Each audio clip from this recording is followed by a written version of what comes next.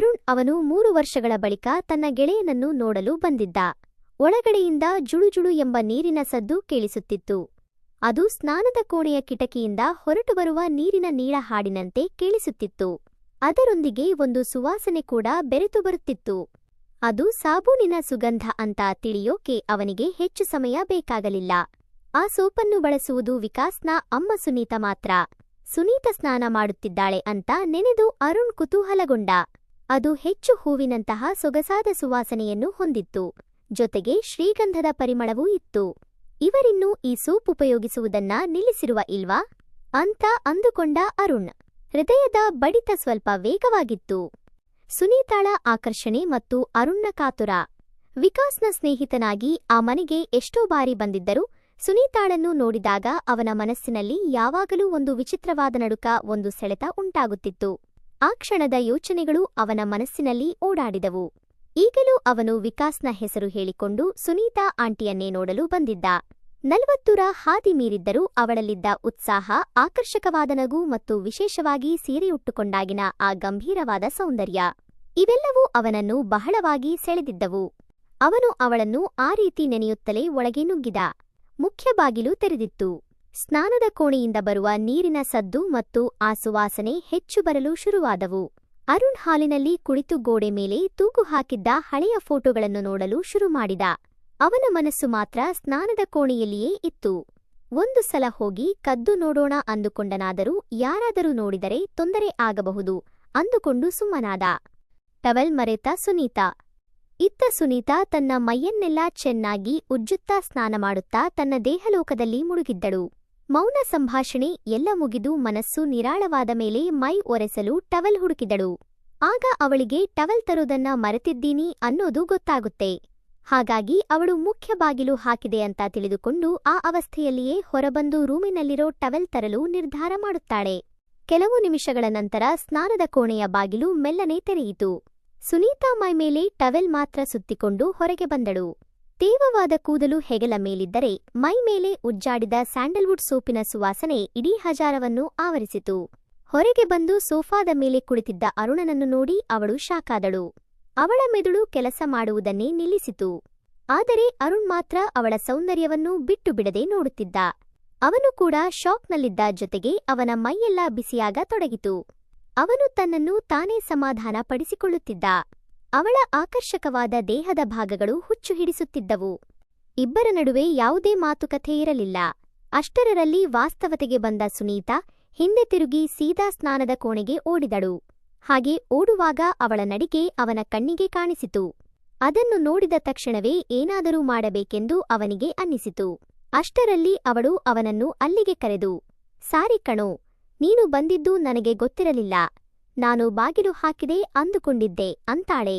ಆಗ ಅರುಣ್, ಪರವಾಗಿಲ್ಲ ಬಿಡಿ ಆಂಟಿ ಅಂತಾನೆ. ನಂತರ ಅವಳು, ನನಗೊಂದು ಸಹಾಯ ಮಾಡ್ತೀಯಾ? ನನ್ನ ರೂಮಲ್ಲಿ ಟವೆಲ್ ಇದೆ, ತಂದು ಕೊಡ್ತೀಯಾ ಅಂತ ಕೇಳ್ತಾಳೆ.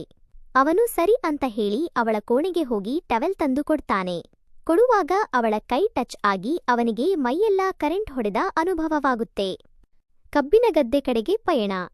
ವಿಕಾಸ್ ಮನೆಯಲ್ಲಿ ಅರುಣ್ಗೆ ಆತಿಥ್ಯ. ಅವಳು ತನ್ನ ಸುಂದರ ದೇಹವನ್ನು ಚೆನ್ನಾಗಿ ಒರೆಸಿಕೊಂಡು ಹೊಸ ಸೀರೆಯನ್ನು ಉಟ್ಟುಕೊಂಡು ಹೊರಗಡೆ ಬರುತ್ತಾಳೆ. ಅರುಣ್ ಅವಳನ್ನೇ ದಿಟ್ಟಿಸಿ ನೋಡಲು ಶುರು ಮಾಡಿದ. ಅವಳು ದೇವತೆಯಂತೆ ಕಾಣುತ್ತಿದ್ದಳು. ಆ ಸೀರೆಯು ಅವಳ ದೇಹದ ರೇಖೆಗಳನ್ನು ಸೂಕ್ಷ್ಮವಾಗಿ ಎತ್ತಿ ತೋರಿಸುತ್ತಿತ್ತು. ಆ ಸುವಾಸನೆ ಅವನನ್ನು ಸ್ವಲ್ಪ ಸೆಳೆಯಿತು. ಅವನು ತಡವರಿಸುತ್ತಾ, ವಿಕಾಸ್ ಇಲ್ವಾ ಆಂಟಿ ಅಂತ ಕೇಳಿದ. ಇಲ್ಲ ಕಣೋ, ಅವನು ಹುಡುಗರ ಜೊತೆ ಶಿವಮೊಗ್ಗಕ್ಕೆ ಟ್ರಿಪ್ ಹೋಗಿದ್ದಾನೆ. ಯಾವಾಗ ಬರ್ತಾನೋ ಗೊತ್ತಿಲ್ಲ, ಬಹುಶಃ 3 ದಿನಗಳಾದರೂ ಆಗಬಹುದು ಅಂತ ಹೇಳಿ ಕೋಣೆಗೆ ಹೊರಟಳು. ಅವಳ ನಡಿಗೆಯಲ್ಲೊಂದು ಸೊಬಗಿತ್ತು. ಸೀರೆಯ ಸೊಂಟದ ಭಾಗ ಸಡಿಲವಾಗಿ ಅಲ್ಲಾಡುತ್ತಿತ್ತು. ಅರುಣ್ ಹಾಲಿನಲ್ಲಿ ನಿಂತಿದ್ದ. ಅವನ ಮನಸ್ಸು ಅಸ್ತವ್ಯಸ್ತವಾಗಿತ್ತು. ಅವಳನ್ನು ನೋಡಿದಾಗ ಯಾಕೆ ಈ ರೀತಿ ಆಗುತ್ತೆ ಅಂತ ಅವನು ಅಂದುಕೊಳ್ಳತೊಡಗಿದ. ಅವಳು ಹಿಂತಿರುಗಿ ಬಂದು ಸ್ವಚ್ಛವಾದ ನೋಟದೊಂದಿಗೆ ನಗುಬೀರುತ್ತಾ, ಅಡುಗೆ ಮನೆಗೆ ಬಾ, ತಿಂಡಿ ಕೊಡುತ್ತೇನೆ ಎಂದಳು. ಆಗ ಅವನು ಮನಸ್ಸಿನಲ್ಲೇ ಏನೋ ಅಂದುಕೊಂಡು ಅವಳ ಹಿಂದೆ ಹೋದ. ಅವಳು ಅವನ ಬಳಿ ಕುಳಿತುಕೊಳ್ಳಲು ಹೇಳಿ ಉಪ್ಪಿಟ್ಟಿನ ಪಾತ್ರೆಯ ಮುಚ್ಚುಳ ತೆರೆದಳು. ಒಳಗಿಂದ ಆಕರ್ಷಕವಾದ ಸುವಾಸನೆ ಹೊರಟಿತು. ಗೋಧಿ ರವೆಯ ಉಪ್ಪಿಟ್ಟು ಮಾಡಿದ್ದೆ. ಬಿಸಿ ಇದೆ.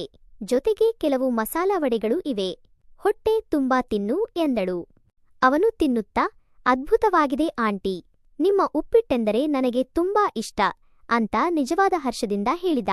ಅವಳಿಗೆ ಖುಷಿಯಾಗಿ ಥ್ಯಾಂಕ್ಸ್ ಕಣೋ ಅಂತ ಮುಗುಳನಕ್ಕಳು. ವಿಕಾಸ್ ಇಲ್ಲದೆ ಮನೆಯೆಲ್ಲ ಖಾಲಿ ಖಾಲಿ ಅನ್ನಿಸ್ತಿತ್ತು. ನೀನು ಬಂದಿದ್ದು ತುಂಬಾ ಸಂತೋಷವಾಯಿತು ಅಂದಳು.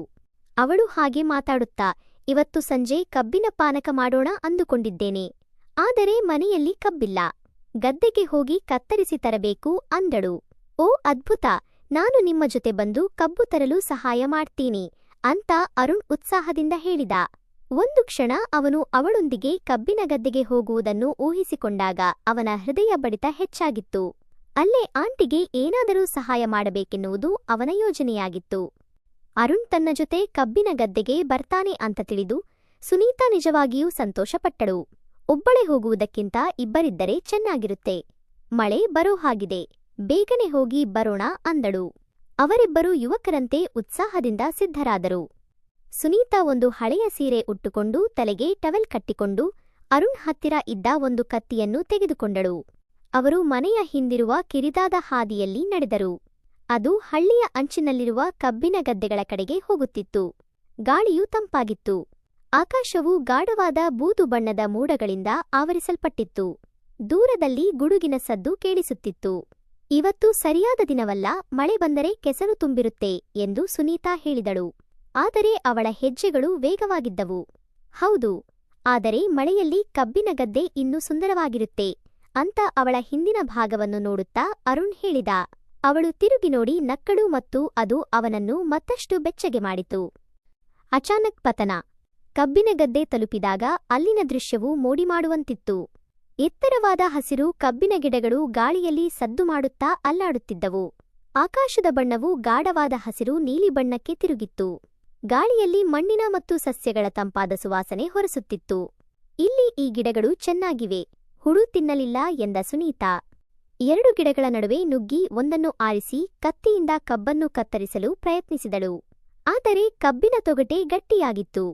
ಆಗ ಅರುಣ್, ನಾನು ಮಾಡುತ್ತೇನೆ ಆಂಟಿ ಎಂದು ಚಾಕುವನ್ನು ತೆಗೆದುಕೊಂಡು ಒಂದು ಗಿಡವನ್ನು ಯಶಸ್ವಿಯಾಗಿ ಕತ್ತರಿಸಿ, ಇನ್ನೊಂದು ಬೇಕಾ ಆಂಟಿ ಅಂತ ಕೇಳ್ತಾನೆ.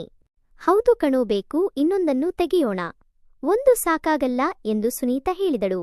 ಅವಳ ಕಣ್ಣುಗಳು ಗಿಡಗಳ ಮೇಲೆ ಸಂಚರಿಸುತ್ತಿದ್ದವು. ಅವಳು ಸ್ವಲ್ಪ ಮುಂದೆ ಹೋಗಿ, ಇದನ್ನು ನೋಡು, ಇದು ಚೆನ್ನಾಗಿದೆ ಅಂತ ತಿರುಗಿದಾಗ ಅವಳ ಪಾದವು ತೇವವಾದ ಮಣ್ಣಿನ ಮೇಲೆ ಜಾರಿತು. ಅವಳು ಅಯ್ಯೋ ಎಂದು ಕೂಗಿದಳು ಮತ್ತು ಹಿಂದಕ್ಕೆ ಬೀಳಲು ಪ್ರಾರಂಭಿಸಿದಳು. ಅರುಣ್ ತ್ವರಿತವಾಗಿ ಮುಂದೆ ಹೋಗಿ ತನ್ನ ತೋಳುಗಳನ್ನು ಹಿಗ್ಗಿಸಿ ಅವಳನ್ನು ಹಿಡಿಯಲು ಪ್ರಯತ್ನಿಸಿದ. ಅವನು ಅವಳನ್ನು ಹಿಡಿಯುವಲ್ಲಿ ಯಶಸ್ವಿಯಾದನು. ಆದರೆ ಸಮತೋಲನವನ್ನು ಕಳೆದುಕೊಂಡು ಇಬ್ಬರು ನೆಲದ ಮೇಲೆ ಬಿದ್ದರು. ಸುನಿತಾಳ ಮೈಮೇಲೆ ಅರುಣ್ ಬಿದ್ದಿದ್ದ. ಅವನ ಮುಖ ಅವಳೆರಡು ತೋಳುಗಳ ನಡುವೆ ಹುದುಗಿತ್ತು. ಮಳೆ ಮತ್ತು ಭಾವಗಳ ಸ್ಪರ್ಶ. ಆಗ ಅವನಿಗೆ ಆ ಕ್ಷಣವನ್ನು ಅನುಭವಿಸೋಣ ಅನ್ನಿಸಿತು. ಆದರೂ ತಡಬರಿಸಿ ಎದ್ದು, ಆಂಟಿ ನಿಮಗೆ ಏಟ್ ಆಯ್ತಾ ಅಂತ ಚಿಂತಿತನಾಗಿ ಕೇಳಿದ. ಇಲ್ಲ ಇಲ್ಲ, ಗಾಯವಾಗಲಿಲ್ಲ ಅಂತ ಹೇಳ್ತಾ ಅವಳು ಎದ್ದೇಳಲು ಪ್ರಯತ್ನಿಸಿದಳು. ಆದರೆ ಅವಳ ಪಾದವು ಮತ್ತೆ ಜಾರಿತು. ನನ್ನ ಕೈ ಹಿಡಿದುಕೊಳ್ಳಿ ಅಂತ ಅರುಣ್ ಮುಂದೆ ಹೋಗಿ ತನ್ನ ಕೈಗಳನ್ನು ನೀಡಿದನು. ಅವನು ಅವಳ ಕೈಯನ್ನು ಬಲವಾಗಿ ಹಿಡಿದುಕೊಂಡನು. ಅವಳು ತನ್ನೆರಡು ಕೈಗಳಿಂದ ಅವನ ತೋಳನ್ನು ಹಿಡಿದುಕೊಂಡಳು. ಅವನು ಅವಳನ್ನು ಎಳೆಯಲು ಪ್ರಾರಂಭಿಸಿದಾಗ ಅವಳು ತನ್ನ ತೂಕವನ್ನು ನೀಡಲು ಪ್ರಯತ್ನಿಸಿದಳು. ಅವಳು ಸ್ವಲ್ಪ ಮೇಲಕ್ಕೆ ಬಂದಳು, ಆದರೆ ಮತ್ತೆ ಜಾರಲು ಪ್ರಾರಂಭಿಸಿದಳು. ಅರುಣ್ ತನ್ನ ಇನ್ನೊಂದು ತೋಳನ್ನು ಅವಳ ಸೊಂಟದ ಸುತ್ತಲೂ ಇರಿಸಿ ಅವಳನ್ನು ಬಲವಾಗಿ ಹಿಡಿದುಕೊಂಡನು.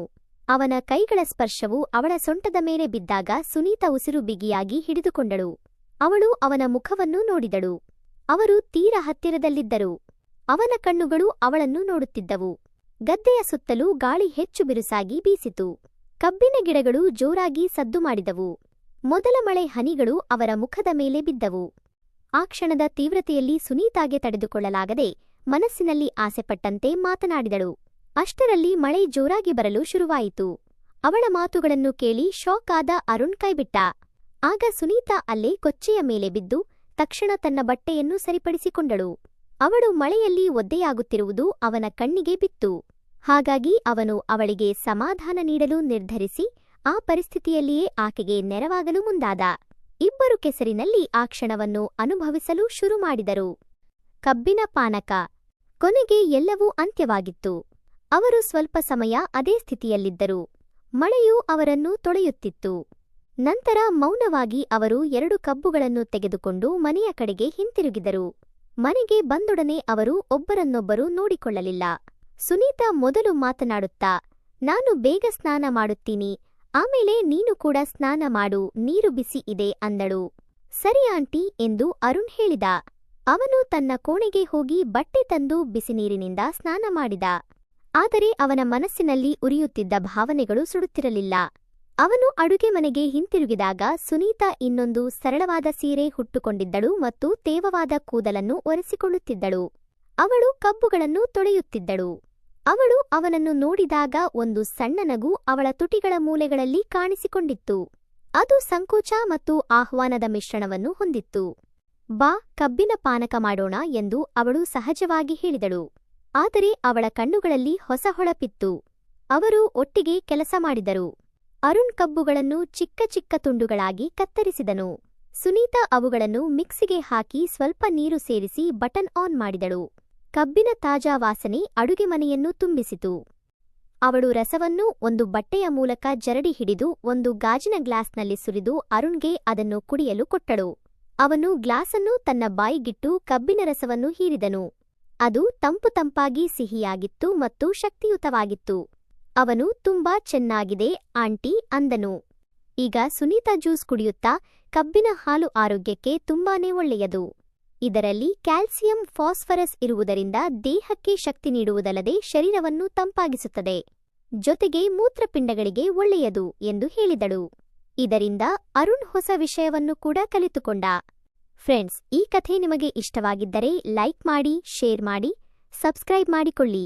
ಧನ್ಯವಾದಗಳು.